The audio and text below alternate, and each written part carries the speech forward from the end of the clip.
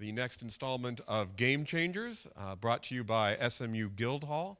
We are so happy to bring the best and the brightest of the game industry, people who have made a significant impact.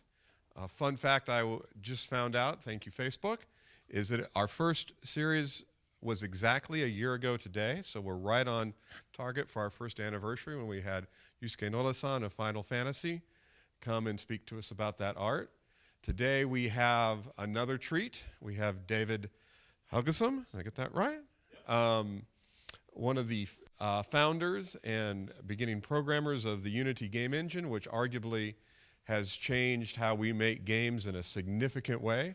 I'm sure he'll tell us more of that story, but we know that it has sparked off the indie movement in an incredible way by democratizing who can make games and how easily they can do it. But it has also stretched into commercial successes like Hearthstone. And so it is really with great pleasure that I will turn it over to you.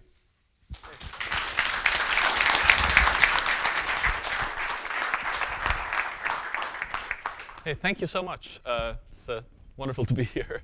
Hey, so let's see. I'm going to tell you a little bit about the sort of creation of Unity and some of the stuff we're doing and some of our plans and how we see the industry.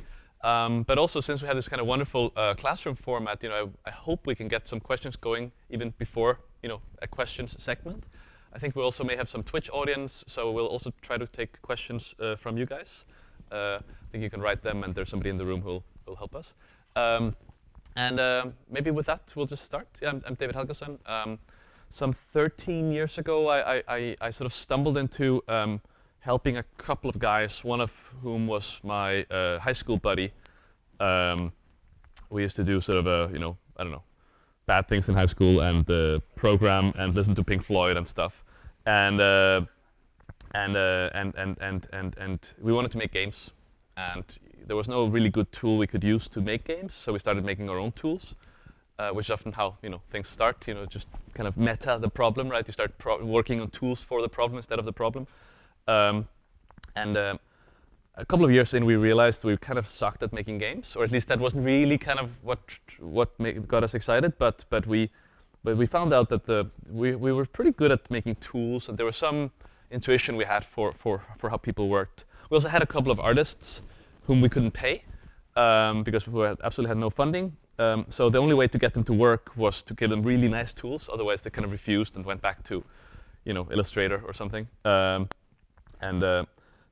we were sort of forced to make it polished. And so quite early on, we realized, okay, let's take these tools and make that a product. Maybe we can make a living from that. It's pretty much that naive. And we were looking at sort of how industries had evolved, and one of the sort of patterns that we recognized was that, when the production of a form of media, whether it's games hadn't really happened yet in the sense, but music with a home studio and video with digital video, when the production of a medium comes down, like not a little bit, but like by 10, 100x, the medium can change. A lot of people who are like non-participants become participants, and that can have sort of a big impact. So in a little basement in Copenhagen, we were kind of scheming these big thoughts. We had no industry background. We were kind of, stupid enough not to know that this was kind of a stupid or impossible thing to do. A lot of people try to tell us, or warn us, but we fortunately ignored them. All good people. There was no malice. It's just like there's no industry here. There is no kind of indie movement. There was indies. We did not invent that. There were people building games, in small teams. And in fact, of course, the game industry had kind of started like that. But it was a very small group of people. And actually, probably because they had to be really good at programming, they were mostly making their own tools. So, but by definition, if you were in a small team, you were making your own tools at the time.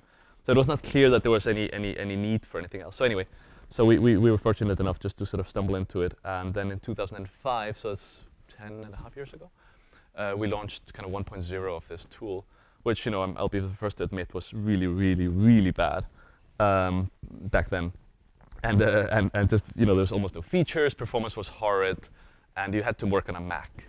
I love the Mac, but the game industry did not at the time. It's a bit different now. There's actual Macs in the game industry, but back then, Mac might be found in the sound studio in the basement or something, and it was probably running like Mac OS 9, which was kind of well, anyway, not what we could do. So that's how we stumbled into that, right? And we set up first in a basement and then later in a sort of a university incubator. And we're actually around a game program that was getting set up in Copenhagen that was doing kind of what you're doing here, but you started earlier, I believe. In sort of these kind of realistic productions during school, which turned out not to be that common at the time, even though I think you had championed it a few years earlier. So we tried to sell Unity into that program. They had no Macs, so it was a dead end. So they're using some awful tools that are now forgotten. No need to mention the guilty.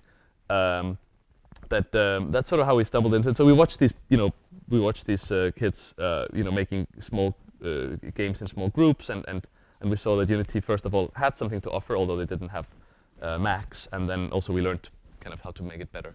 So although we did not necessarily come out of university, actually we were all dropouts. We sort of had a certain respect for how game development was being taught, and have always been around kind of people like you. So that's the sort of origins. We make a PC version. The iPhone comes out. There's a lot of sort of moments in time that sort of changed our trajectory. And frankly, like we started in this desert, an actual economic desert where there was no market. Nobody needed this stuff. PC even was kind of dead. So it was all console, and there was all big teams, and nobody needed the stuff we were doing. But we kind of were just building this little wonderful, boat in the middle of the desert, and suddenly the rain came. We did not, I think we helped, but what actually, of course, happened was, the resurgence of PC and the, explosion of mobile and all this stuff. Fast forward now, it's somehow we've become 800 people and across all the world.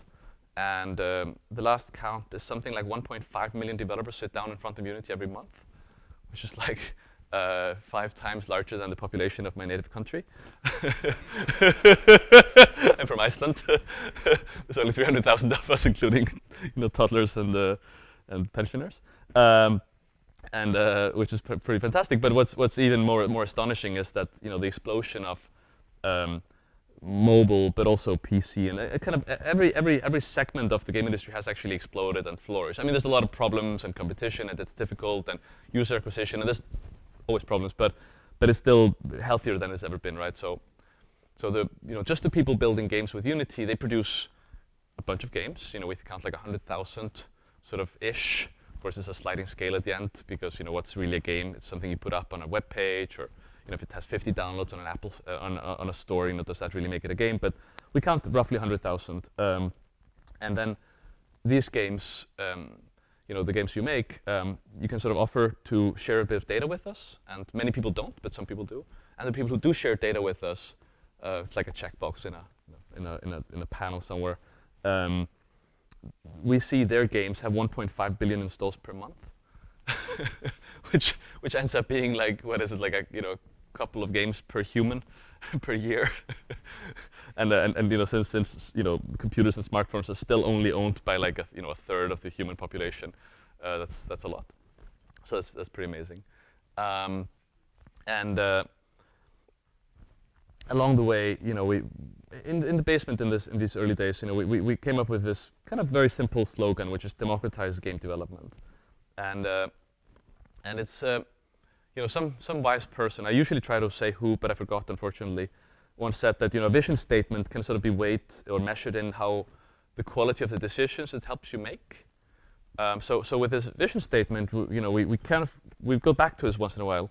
Actually, we forgot about it for a couple of years in the early days because we were just struggling to survive at all. And when you're not really paying the bills, it's hard to remember these big things. But in 2009, we sort of got the company a bit into shape. We were 30 people, and we started being able to pay salaries on time. We raised some venture capital from some wonderful investors that helped us, and that was enough to kind of get things kind of cleaned up. Like we were behind on all kinds of things back then, and we sort of went back to this original idea, right? And we asked, so what does that mean? How do you do that? And the first answer was, of course, let's make tools that are nice to use, understandable, powerful enough to be actually used by the industry people. So it's not just a hobbyist tool, and that's we had sort of answered that question with some strength. I mean the tool was getting pretty good and so on. Then we realized one sort of tool that I've learned to use is let's imagine a world where what we're doing is already solved, where the engine is like perfect. And it's not, and it'll never be, but let's imagine that world. And we asked this question, and we realized that even in that world, people would still not be able to make games. Because these small teams that we wanted to empower, they wouldn't have all the skills that you need, whether it's art or shader programming or AI or all these other things. So we saw the community kind of helping each other. People were like writing scripts and snippets and sharing stuff and selling things from their blogs and so on. So we decided to kind of create a marketplace for that, which is the asset store, which is a wonderful thing. Like everything else, it has some problems, but it's astonishingly successful. And then from that, I think that sort of gave us the kind of the faith in this this mission statement of ours to say like, okay, let's keep going back to it once in a while and sort of check what it has to tell us. And the next thing that we realized was like, okay, once the tools are great, and you can find assets to put into your games, a lot of people are still not successful because it actually turns out that in order to make money from your games, you need some analytics, you need other tools. Some games will show ads, and it's a big kind of debate on when and how, but it turns out to be an incredibly successful tool to make games with that are fun and have a lot of traffic, but are hard to monetize kind of in the sort of heavy-handed microtransaction way. It makes games like that be able to make a lot of money. There's been some wonderful examples of that. So we acquired and launched an ad network. And always kind of going back to, how is it that we democratize game development? What does that mean today? So now, so many years later, we kind of keep going back to that. And one of the recent sort of, revisits is, okay, what about platforms? Where are things going? And of course, that leads us to VR and AR. And there's a bunch of questions that we haven't answered there. So just for you, for this audience, like, so, I know there's, how many industry people are in here, actually? Oh, cool. And students? Pretty much the rest. Cool. How many of you are actually using Unity? Ooh, wonderful. That's a lot. And I can't ask the Twitch audience, but I suspect there's a few people there now. Yeah, so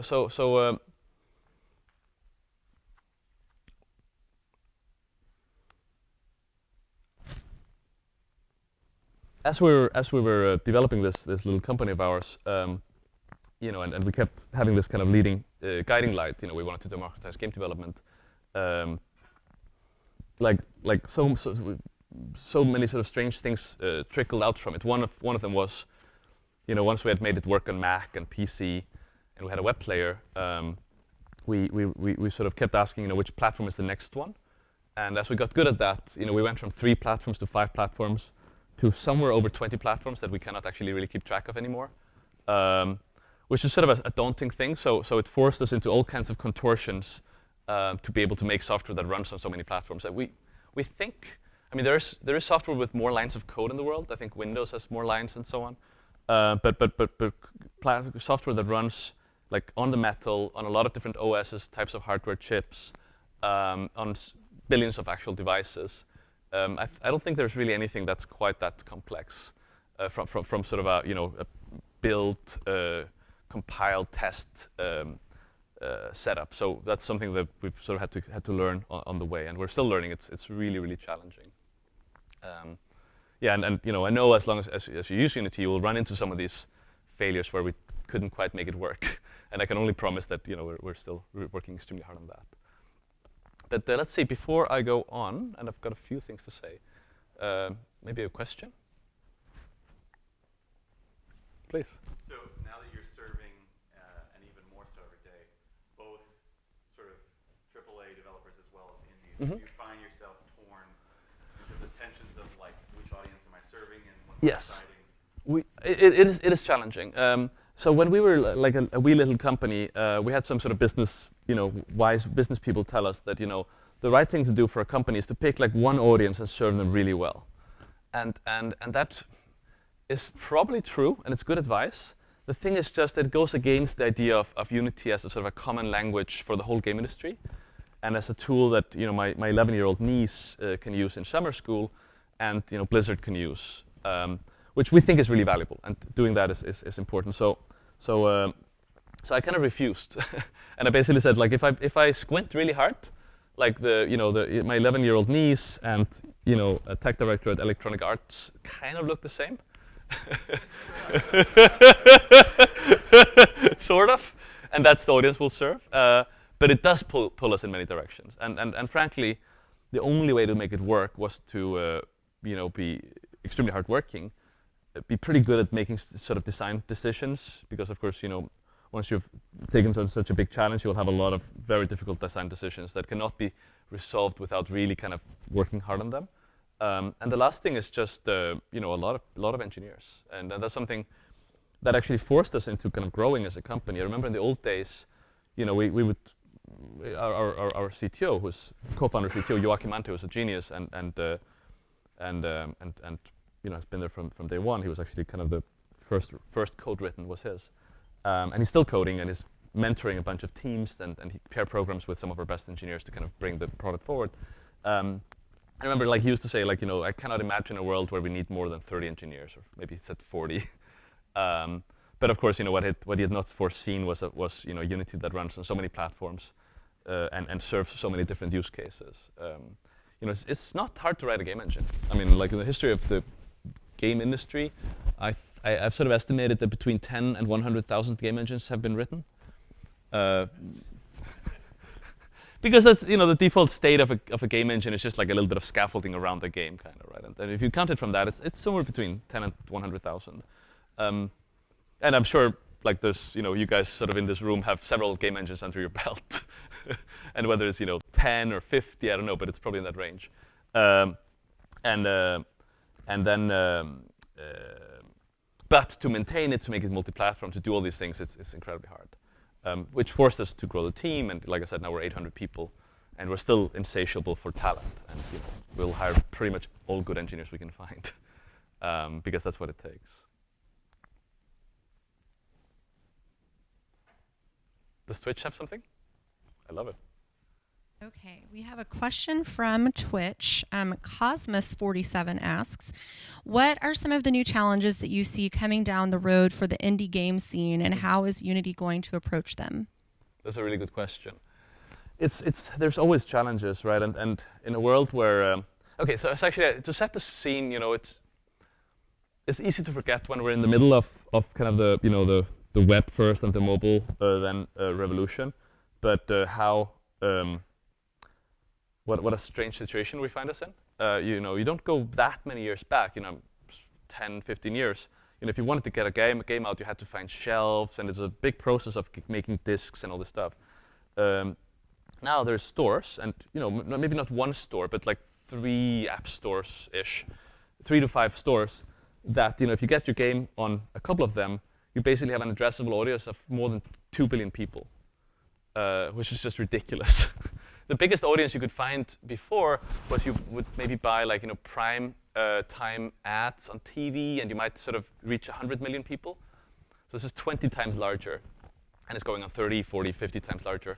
And in a world like that, of course, and production cost has also come down, you end up with a lot of games. So that's just a challenge. I think there's one mechanism that is easy to overlook, but people in the industry community have discovered it and use it, is that inside this kind of 2.5, 3 billion people group, there is kind of micro audiences that will like particular genres or particular types of games, and what people have to do is approach this with very good design, kind of crisp design and strong mechanics, and you find these games that get tens or hundreds of thousands of units out, which for low production cost can be enough. But yes, it is challenging. So one of the things that we keep doing is just making it easier to make games. So you can spend less resources on testing, on QA, and all these things, so that these 1, 2, 3, 5-person teams can build games really, really quickly,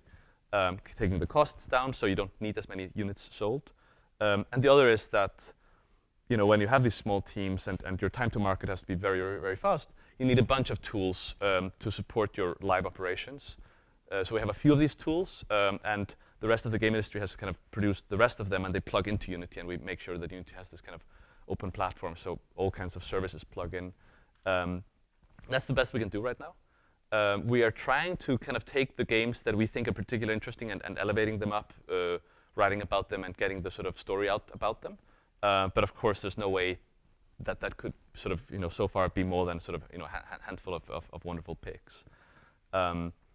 So it's not going to be pretty. There's a lot of competition, but the really good teams do cut through. We see that all the time. Yeah, please.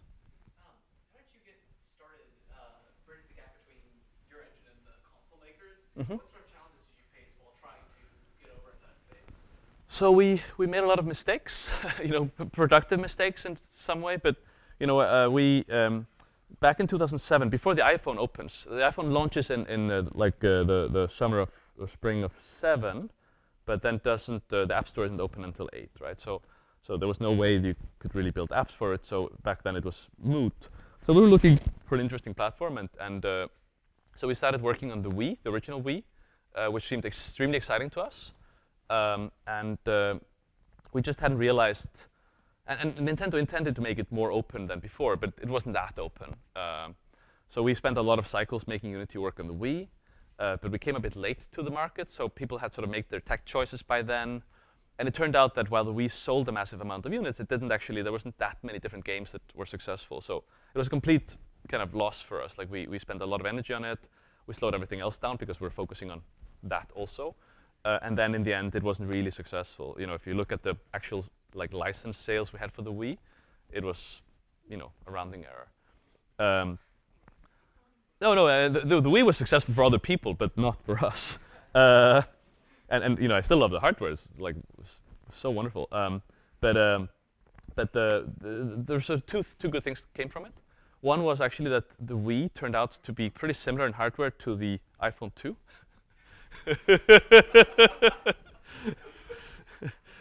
This is very roughly speaking, but it's also true. So by pushing Unity into the Wii, which had, I can't remember, but somebody will tell me, somebody can jog my memory, but it's like 80 meg of RAM, 600 megahertz processor or something. I can't remember the details. The graphics were significantly better than the iPhone 2, but the rest of the system was similar. So by having done the Wii, we were actually more ready for the iPhone than we would have otherwise have been. So that was useful. The other thing was simply that we stubbed our toes on the consoles ecosystem, and we realized that there's these submission guidelines is pretty strict, memory use and blah blah blah. So we started learning that. So and we also did work on the Xbox 360 and the PS3. Similar lack of success, actually. We probably should have learned, but we were being asked by some customers of ours to do it, and we wanted to support them, so we sort of exerted ourselves, largely unsuccessfully. But again, learned the systems, learned the OSs, learned the sort of the methodologies that you had to develop with, and then when the next generation came around, we were in early. We already knew the console manufacturers really well. They'd started to trust us after sort of us not being great citizens for a while. And we could come in early, and now we have kind of really good partnerships with them, and they show us stuff, and we work with them, and so on. And now there's a ton of games. And also, what also happened was the console manufacturers decided that their system should be way more open than they'd ever been, right? So there are different rules and regulations, but all of them are way more open than anything was before. And there's hundreds of games coming out on them made with Unity. So yeah, but it did take years of pain and suffering. Yeah, but it was a learning experience, I think, for everyone. Also the console manufacturers were kind of surprised, I think, in the early days. I mean, not recently, of what kind of customers we brought with us. And I don't want to throw anyone under the bus, but I remember, in the old days of Unity, there was a studio somewhere out of Europe, and they basically put some interns to work making a game for one of the consoles. Let's anonymize it a little bit. I don't want to cause any further suffering, but. These interns were basically they would take XML files and they would parse them into memory, and there was 100 megabytes of language files or something. and they were coming from PC. They were not really kind of trained in the sort of hardcore way of building console games. So yeah, everyone had to learn, for this to become better. But we did, and that was great. I mean, like, yeah, and we're excited about sort of whatever the future of the console is. It doesn't seem to be going away at all, which is great. Yeah, of course. Yeah, please.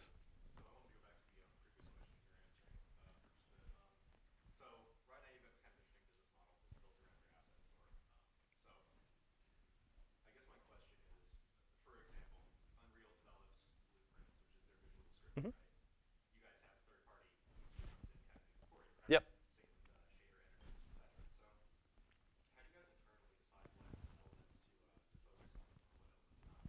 Sure.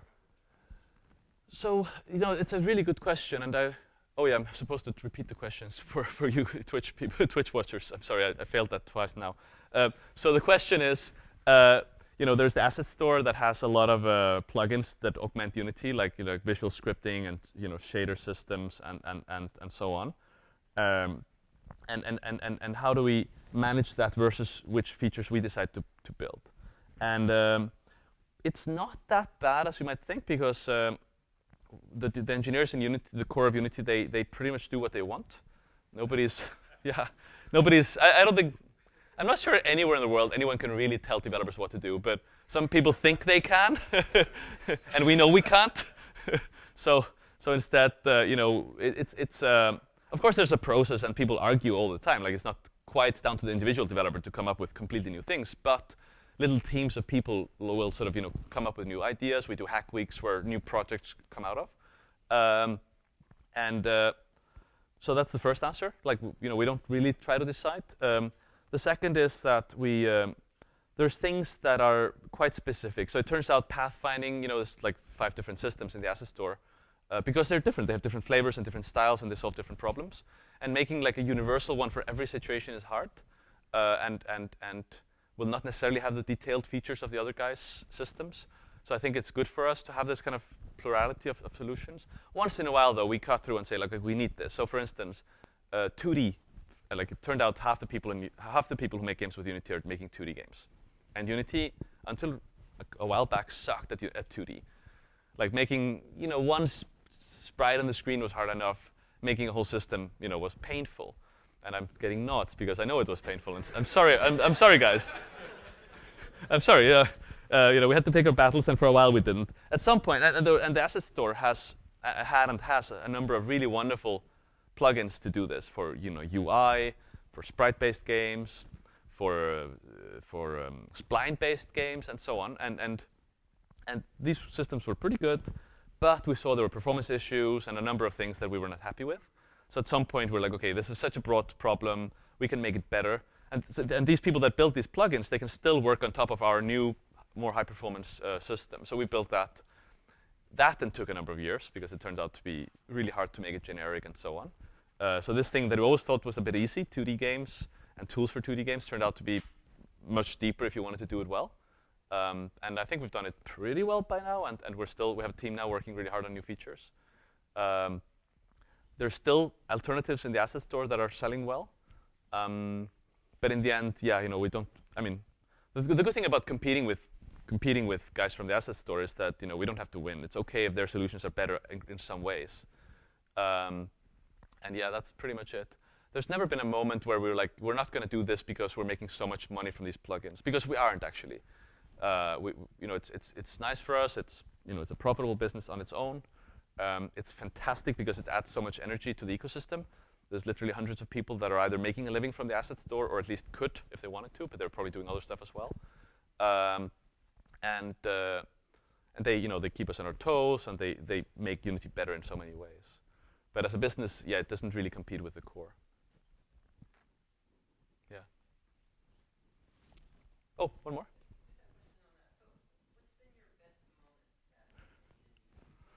What's been my best moment of Unity at Unity? I know. No, it's actually, yeah. So it was when we made Unity free. We've done it a number of times. We've done more and more, make more and more stuff free. But I remember so back in the old days, mostly forgotten now, 2009, there was no free game engine. There was a couple of open source ones in the old days, but they were really bad. Um, I mean, they were useful for certain things, but they could not really be used sort of in general. And there were some cheap engines, and ours was, we had this $200 tier, so you could get the indie version for $200.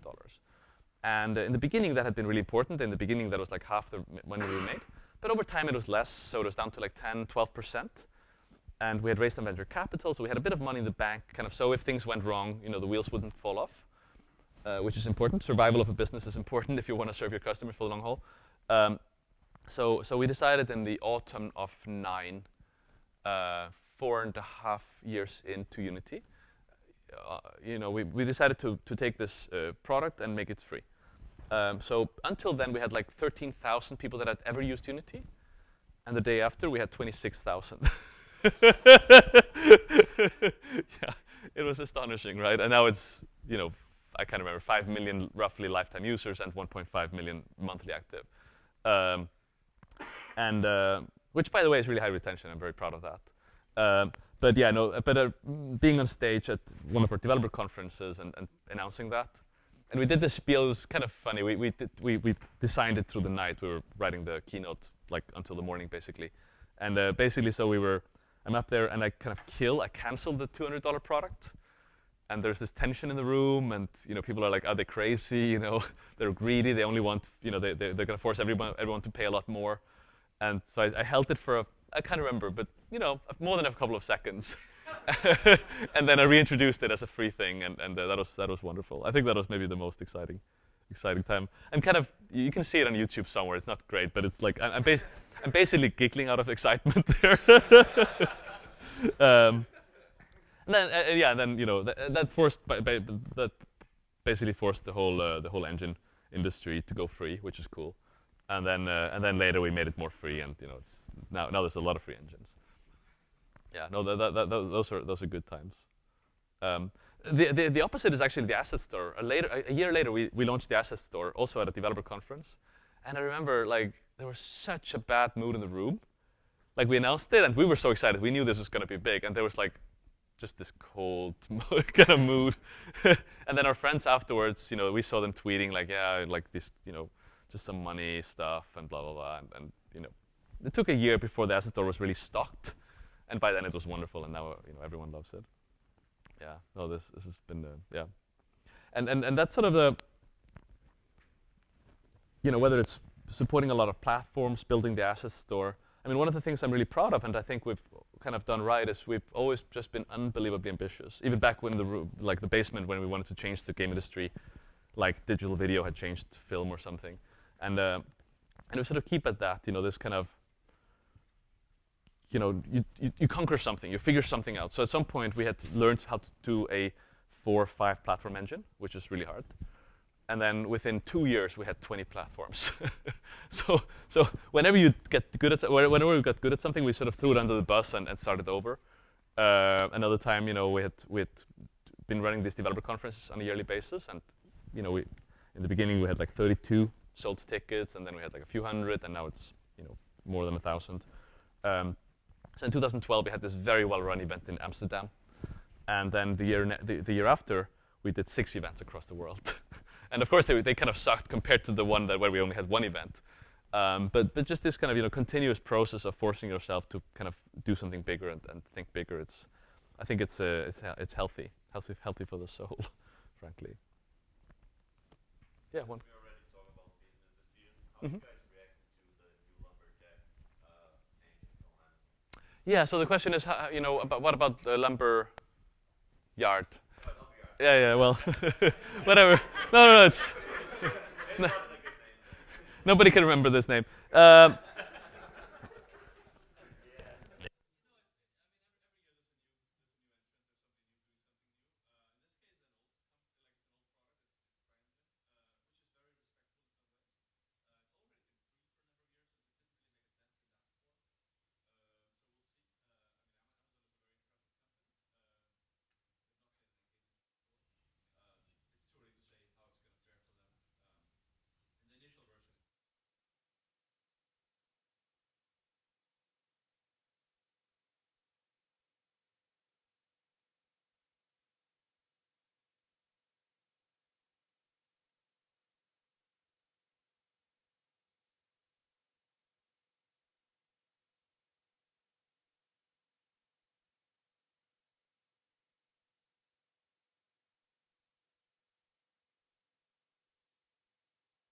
Am I live?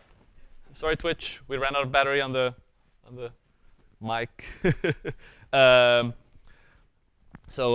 we'll see. You know, like I said, every year there's a new entrant. There's somebody new doing something. It's usually more free than the last one. You know, Intel a few years ago created something called Project Anarchy, and that's gone. And we'll see. You know, our goal is to make Unity insanely good and build a really strong ecosystem around it.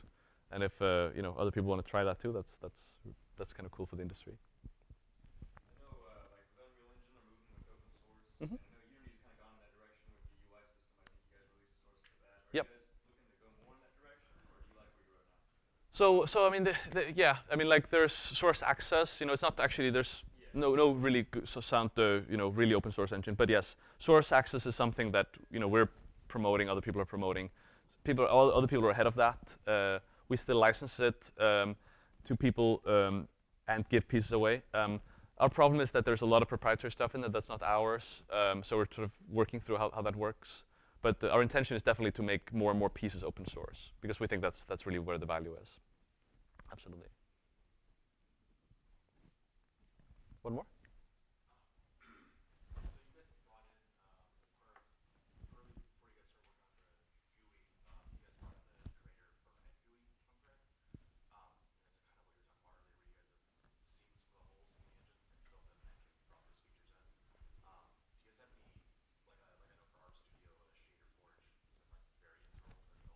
Mhm.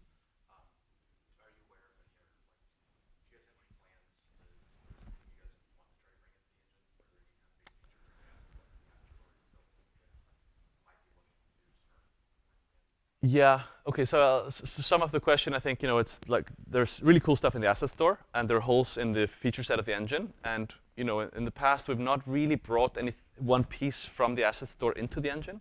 There was one case where we hired one of the developers, or the developer of one of these popular plugins, to work with us on kind of a similar product.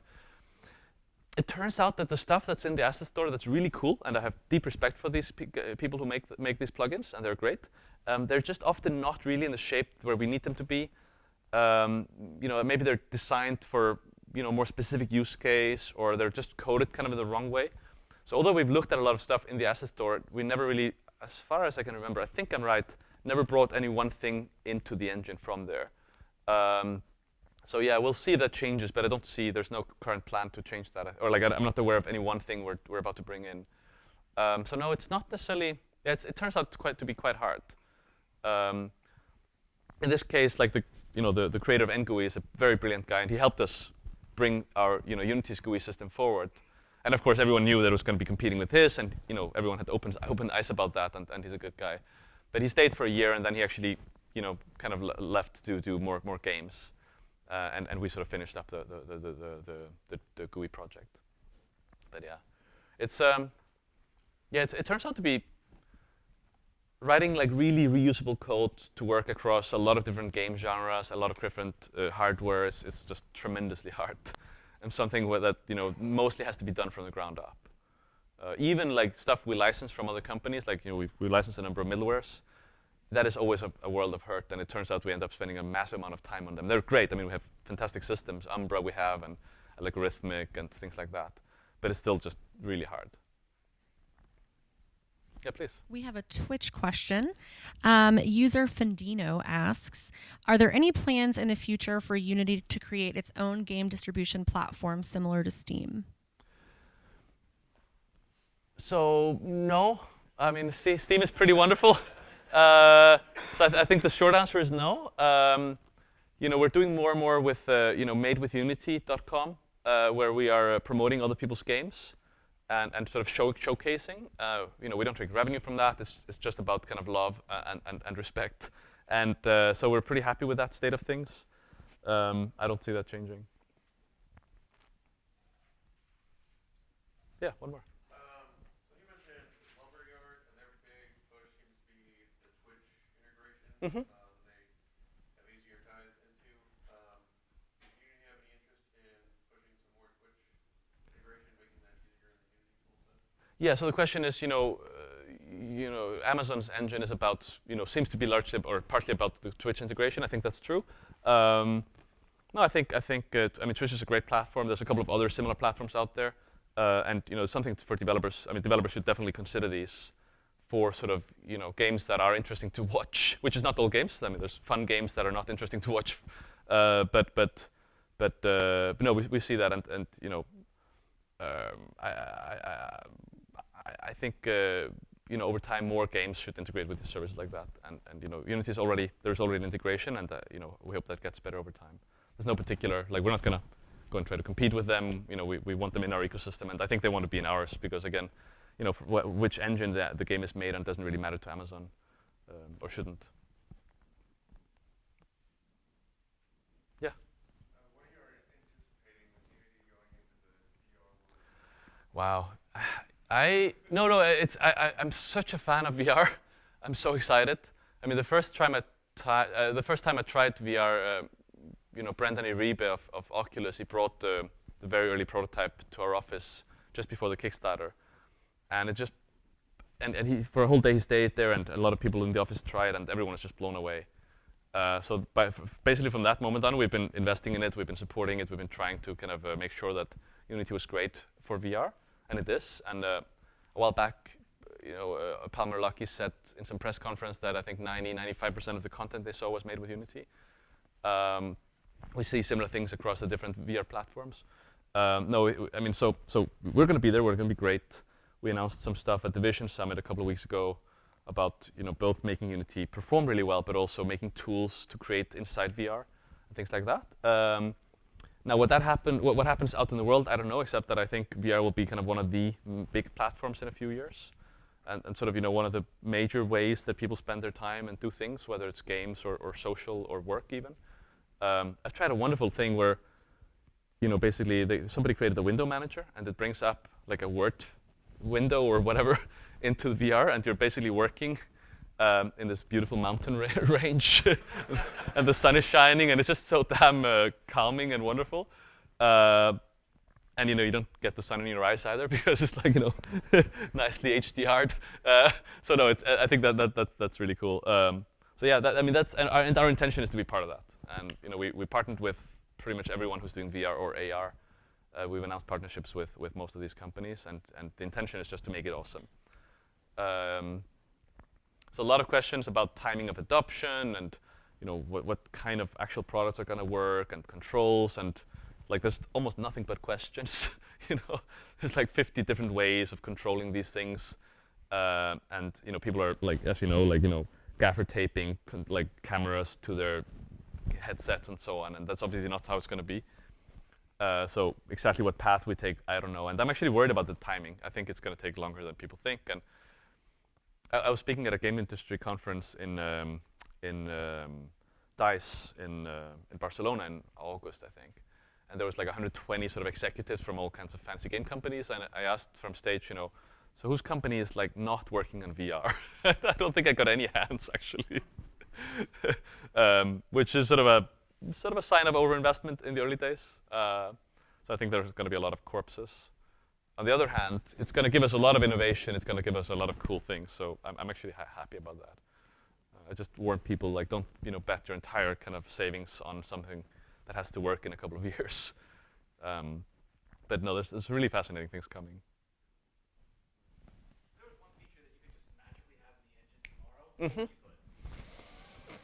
It's a nice one. So if I could add one feature through magic to Unity, which feature would it be? Repeating the question. That's a really good question. So much cool stuff we're working on. We have a roadmap. You can actually look it up, Unity roadmap. You'll see kind of all the stuff we're working on. I think my top 20 would be on that list. If I could pick one of them that was going to be ready tomorrow, it would probably be the Director project, which is visual scripting, but a lot more too. It's really amazing. There's a lot of matching in that project. We've sort of alluded to it a bit. It's it's not. We've shown a little bit, I think, but it's not really something we've talked too much about yet. But it's pretty astonishing. Besides that, there's so many things, and it's annoying. It's such a great engine, but there's so many great things that could be in it that are not. The asset store helps with that, of course, and it's very pluggable. People are creating their own extensions. but still, yeah, no, it's if I could maybe 20 really good engineers, if I could find them and hire them like by tomorrow, that would be pretty awesome. We are looking, we are hiring across a lot of locations, by the way. We don't have an office in Dallas yet, but we have we have an office in Austin, for instance. So yeah, you can take the drive over. We're ready to hire good people. Yeah, cool. So let's see. So it's like kind of two things I wanted to say in particular. Since we're in a school, we're having lunch earlier and just sort of debating, if I had sort of any suggestions for students how to sort of approach things.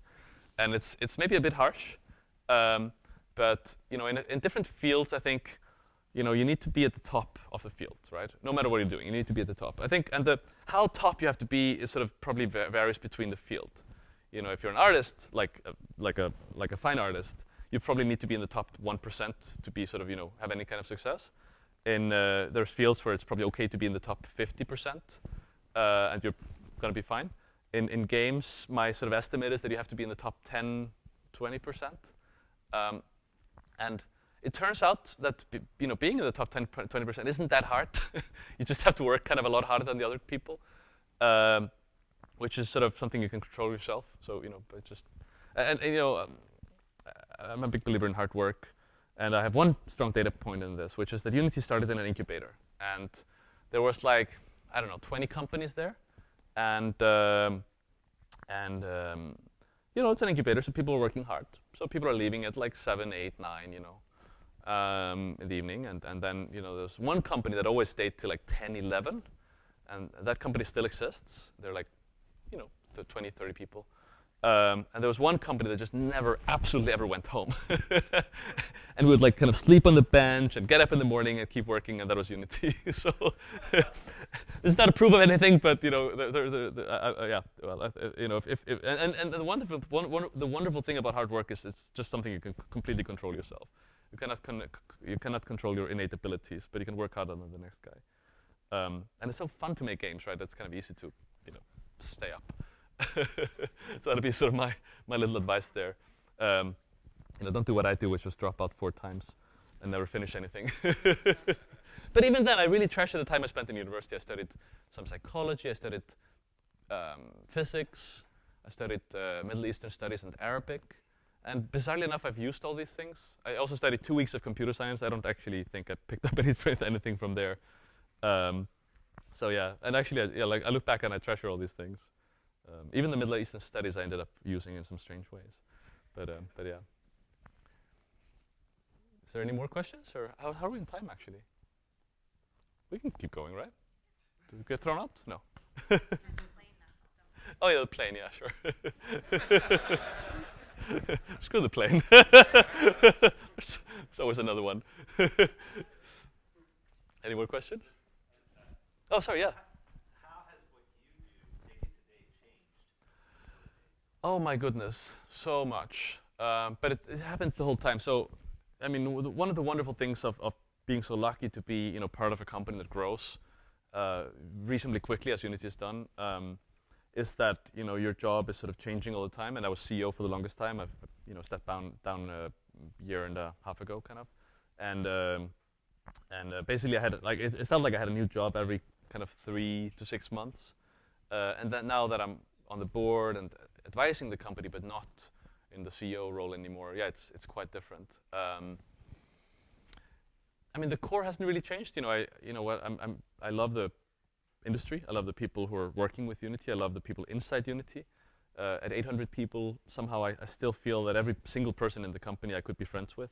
It's not possible to be friends with 800 people, but there's this basic feeling of like they're all pretty awesome. And I don't think I'll ever sort of stop just trying to help anyone who kind of reaches out to me, whether it's inside the company or outside. So that hasn't really changed. I do work a little bit less than I used to, though. Still kind of a lot, but the CEO of a 500-person company is very different from being on the board of an 800-person one. So yeah. Cool. Does Twitch have anything to say? I love it. I'm being somebody's pointing. Oh, sorry, yeah. I was wondering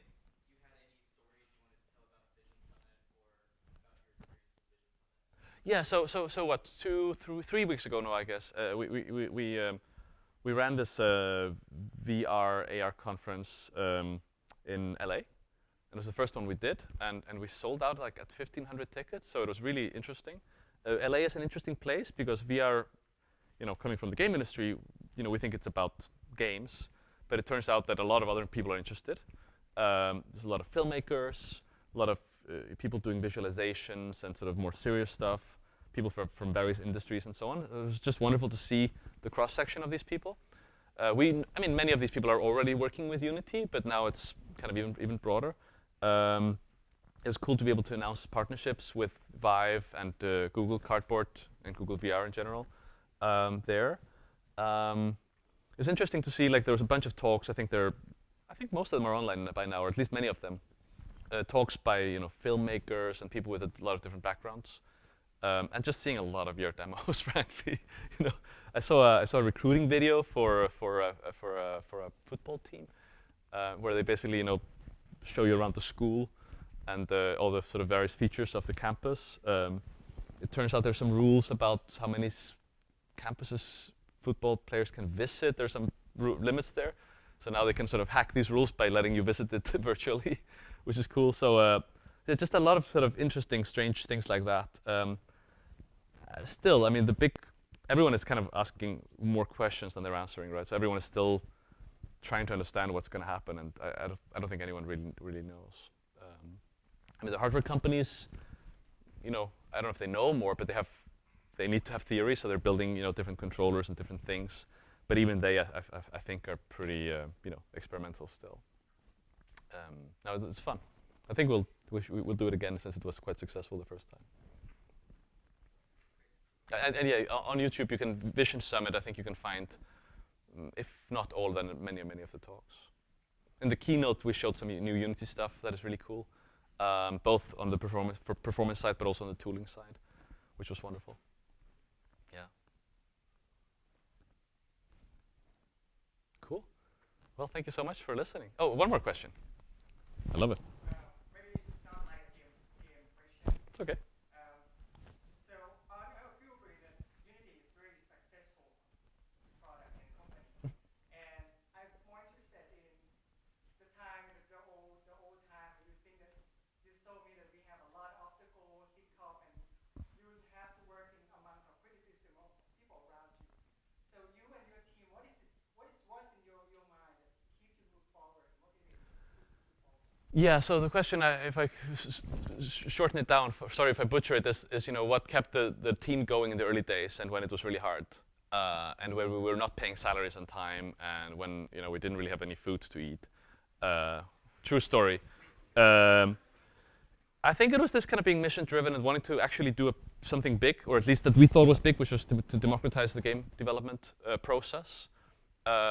Somehow make the game industry more inclusive, more bigger, more different. Letting people that would not build games otherwise build games, and that was the sort of core idea we started with, and then we hired based on that. So at some point, there were so many people, like first a handful, and then tens, and then hundreds of people in the company that bought into that idea, and I think that's pretty much what guides us. I've sometimes called Unity sort of our love letter to the game industry. And that's pretty much what we wanted to keep being. It's pretty much that simple. Taking on personal debt in the old days also kept you going a bit because how are you going to get out of that without being successful? but that's just, that was mainly just the founders, right? No, the other people were not responsible for that debt. It is paid down now, but yeah, it is. There were some pretty tense moments in the early days. And for a long time, it was not clear that this could even like, besides success, just survive. But it did, so that's cool. Cool. Oh, one more. No, it's fine.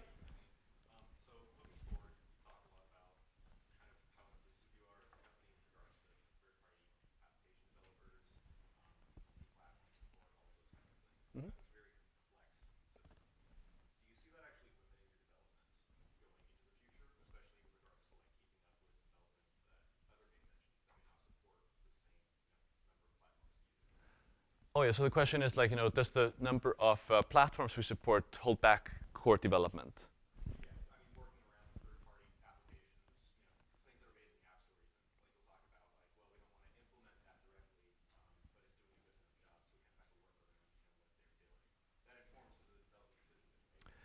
So you're asking about the asset store also, or no?